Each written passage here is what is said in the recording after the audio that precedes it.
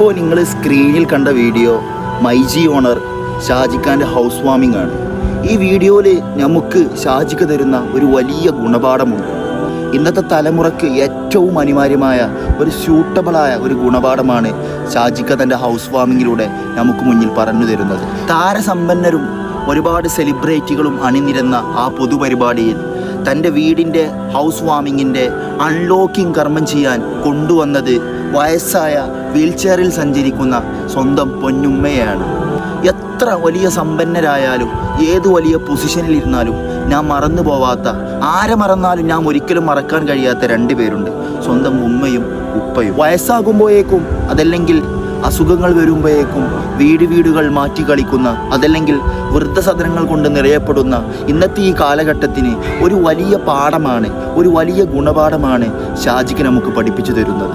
ഇതേ ദിവസം തന്നെ സോഷ്യൽ മീഡിയയിലൂടെ പ്രചരിച്ച മറ്റൊരു വീഡിയോ ഉണ്ട്.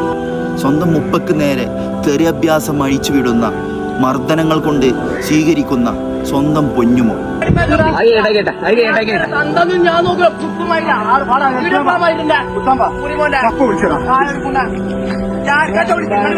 ഒരു കാര്യങ്ങൾ മേത്തു കന്നാണ് ഷാമിലേക്ക് മാറുന്നതാ. ഒരു കാര്യങ്ങൾ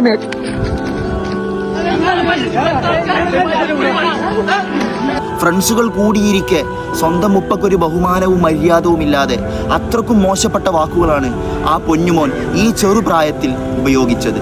തൊട്ടിലെ ശീലം ചുടല വരെ എന്നാണല്ലോ. ഈ ചെറുപ്രായത്തിൽ തന്നെ ഈ പൊന്നുമക്കൾ ഇങ്ങനെയാണെങ്കിൽ അവരുടെ ഭാവി ഒന്ന് ചിന്തിച്ചു നോക്കിയും.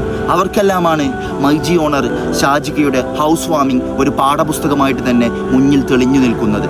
പ്രവാചകൻ സല്ലല്ലാഹു അലൈഹി വസല്ലമ തങ്ങളുടെ ഒരു അധ്യാപനമുണ്ട്.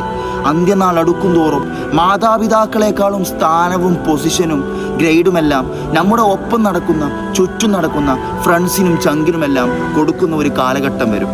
അന്ന് തീർച്ചയായും അന്ത്യനാൾ സംഭവിക്കും. ഇതെല്ലാം അതിൻ്റെ ലക്ഷണങ്ങളല്ലേ? ചിന്തിക്കുന്നവർക്ക് ദൃഷ്ടാന്തമുണ്ട്.